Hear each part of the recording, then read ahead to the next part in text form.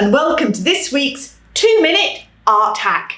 What have we got for you today? Well, it's all to do with masking tape, or whatever tape you use to help with your pictures. Now, whether that's taping paper to a board or taping round so you get a nice little clean line around your design. Brilliant. I love doing this personally. I do this with a lot of studies.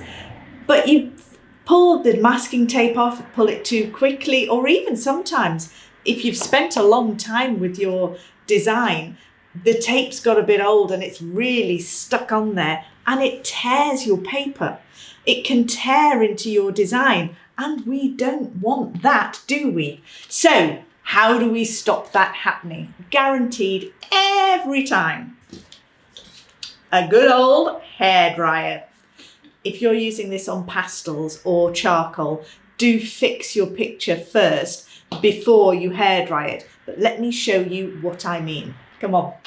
So we have the hairdryer on high, middle or high heat and the blow level on low so that we can melt this glue and the tape will come off super easy.